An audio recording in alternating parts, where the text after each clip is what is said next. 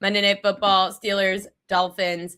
So you told me earlier when we were talking, you said Jaylen Warren props. I said, is he going to play? He was downgraded to questionable with an illness today. Obviously, if he doesn't play, great.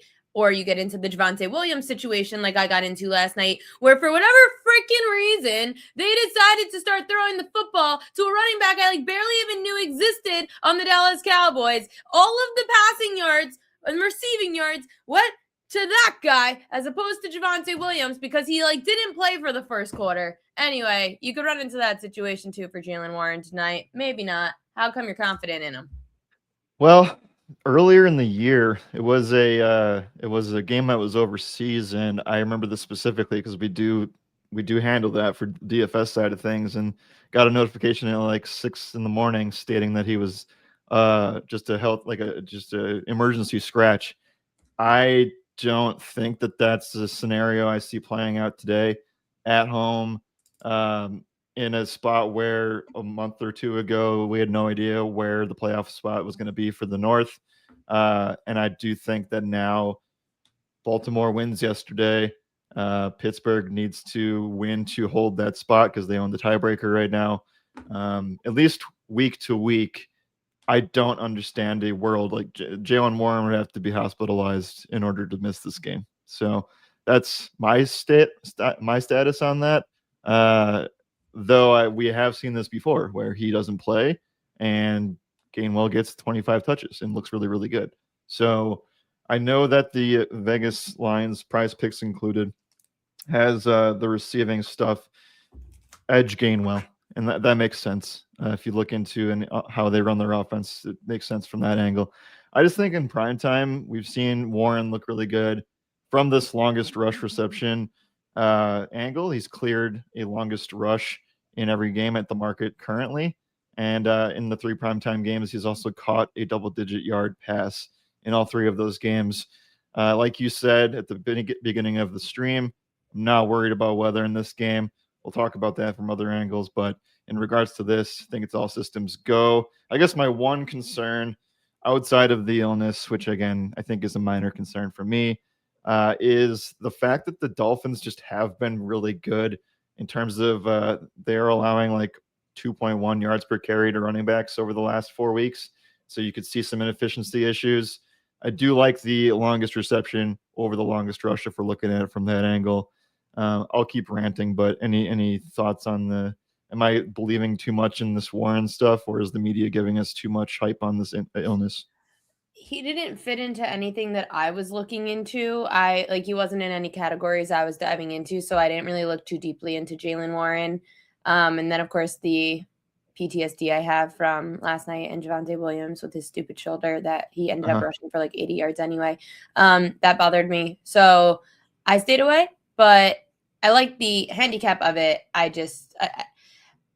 Miami is I do like Miami in the game, but that doesn't have any impact on Jaylen Warren. A low total would, and him being utilized tonight in a 42.5 total does make a lot of sense. Guys in the chat, by the way, ask your questions. We'll go through all of Jared's props, and then we'll answer your questions at the end of his props. So ask any questions you got, and I'll keep track of what we need to get back to.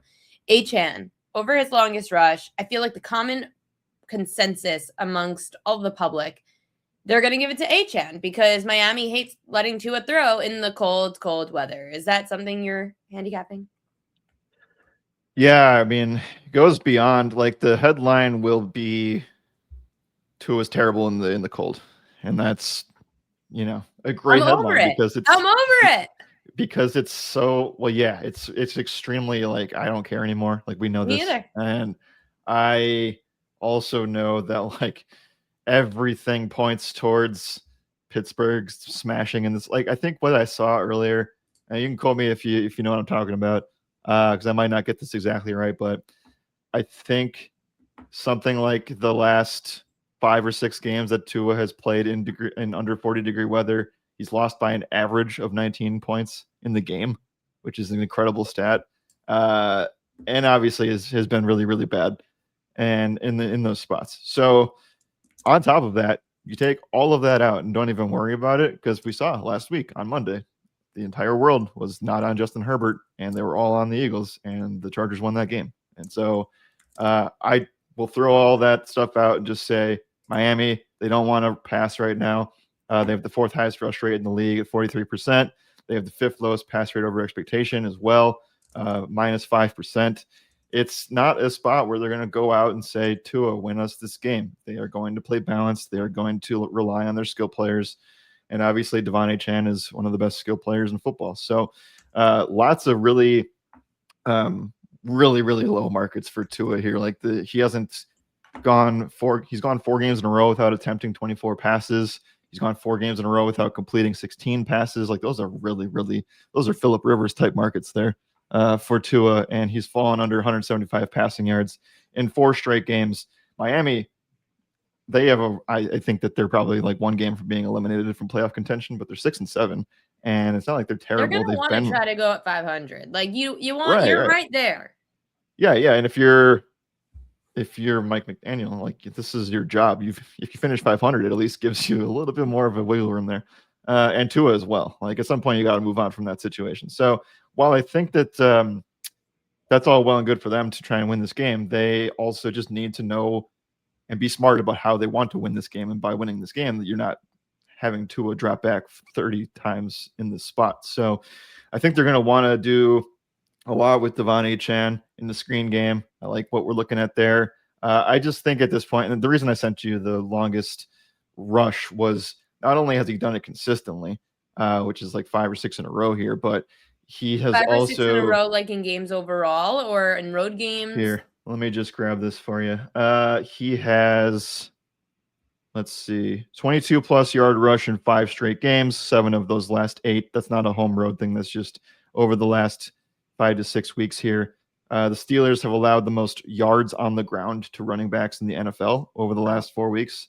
So that is a trend that I like. I like looking at this stage of the year at 4-week sample sizes. Now that most bye weeks are gone, you're not getting 3 weeks of data. You're getting 4 weeks of data, and stuff from week 2, week 3 doesn't matter as much anymore. So I think that you got to look at this Pittsburgh spot. And the thing that no one's talking about, they're talking about Tua. We got to talk about TJ Watt having the needle procedure almost give him a collapsed lung. So he's not playing today. And that is huge for the yards per carry for the Steelers defense. So I love Achane. I think that when you're looking at like his overall markets, they're going to be sky high here. And I'd rather just focus on something that he has done a lot. And so you've seen him now. I've gotten burned by this a couple weeks ago. Just not get targets out of the backfield. That certainly could happen in this matchup. And he could just rush the ball for 20 times. So I would like to rely on the longest rush for Achane and just take advantage of a no Watt Steelers defense. Something also to consider when looking at the running back spot. I didn't include this, but while we're on the topic of it, I do like Jalen Wright in this game. And I don't know how many carries he's going to get. He obviously had the outlier really good game with Achane off the field. I'm also not worried about the Achane injury. They said last week that if he was in a spot where the game needed him to come back, he would have played. I just think this is a spot where it's cold. You don't want to trust a quarterback that's been bad in the cold. And Jalen Wright could provide some extra assistance as a bigger back in between the tackles in a really good run matchup. So I like both running backs in the spot for Miami. The Achane just feels that longest rush just feels like a niche prop that I'm more willing to buy in than an overall scrimmage spot. Well, this is why I always like in especially primetime games or any game really that I see that a team struggles against wide receivers, I'd rather go with their longest reception prop as opposed to going with their receiving yards, because we're not asking for a multitude of things. We're asking for one big catch, and in this case, one big rush. But you've got a longest reception prop. Dulcich over 12.5. It's funny. I actually do like him. I've bet him a few times on longest receptions. Underrated. You know, there's not that many deep threats, and I don't love Jalen Waddle tonight because I've seen too many inconsistencies in his primetime games on Props.cash. His road games haven't been great. So Dulcich over 12.5 yards for his longest reception. Why?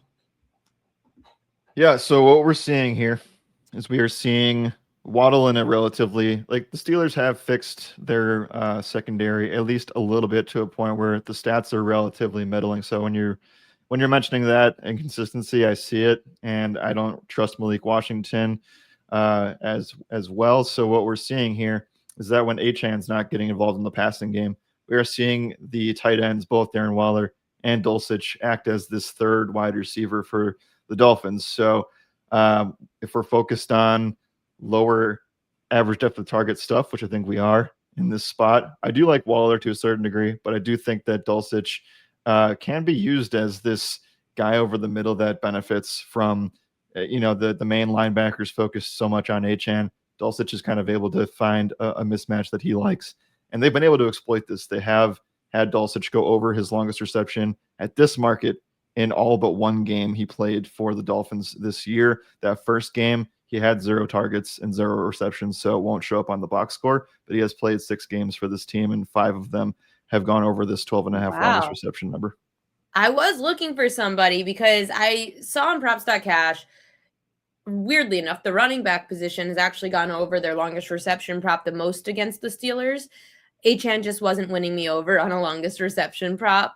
And I couldn't bet Waddle. I just couldn't think of somebody else because there's nobody else on this team that really has a ton of deep balls except for Waddle. So Dulcich is a really good option, and 12.5 is a very generous number. And the Steelers do struggle there. Even though they've gotten better, they still of late have been allowing a decent amount of chunk yards against these receivers. Now, the next one, and everyone remember, you could keep asking questions in the chat. I have them starred every time you ask a question. I'm going to go back to all the stars when we get through Jared's props. How the hell do you cap Aaron Rodgers' completion percentage props? Well, it's because your stream is brought to you by Prize Picks. That's the answer. Because you can't bet this on a normal sports book in most places. So Prize Picks, Underdog also has it, but mainly Prize Picks is this number specifically. It's at 65.3%. Look, Rodgers is in a spot where, he's playing through a fractured left hand. Everything kind of looks iffy outside of the DK Metcalf stuff. We've talked about the Warren Gainwell situations. To me, this is mainly a matchup against a team that is allowing the highest completion percentage on the entire season to quarterbacks. They've allowed a 69.9%. We'll round that up to 70 because it sounds nicer. 70% completion percentage to opposing QBs this year. Rodgers in his career has just been a very, very good and efficient passer. And you're not looking at many attempts, right? I don't think we should project Rodgers with more than 25 to 27 attempts tonight. And I think that in this specific matchup, we already talked about them not being able to run the football very effectively. I think you could see that result in a lot of dump offs, a lot of screens. They're using all 3 tight ends. And on top of that, this goes right into the Metcalf stuff. He profiles as a top 15 receiver against the 2 high shell zone, which is something that the Dolphins run around 30 to 40% of the time. So that's why you're going receptions instead of receiving yards for Metcalf? Yeah. Now, again, both could still hit. I don't dislike the receiving yard, and that kind of goes to your – I also didn't like the longest reception because he just wasn't getting there. So I looked at that, and I was trying to look at what I could see from Metcalf here because I do want – whenever somebody ranks in the top 10 to 15 percentile, and in his case, top 3% against a specific man coverage or zone scheme, I want to try to find a way to take advantage of that. And I do think that right now, I think Prize Picks has – so the 4.5 reception is actually the demon number, and the 4 is the base number. I'm not sure if that's changed yet, but I do think that's a complimentary piece. It's listed at the bottom because I still think that there's a lot of it's not risk, but it's more if it would be one thing if the Dolphins were running exclusively too high, but they aren't. They're just doing it just enough for me to get excited about the play. And I do think that again, they're not going to have success running the football most likely. And I do think that Metcalf is just the easy opposite end of that.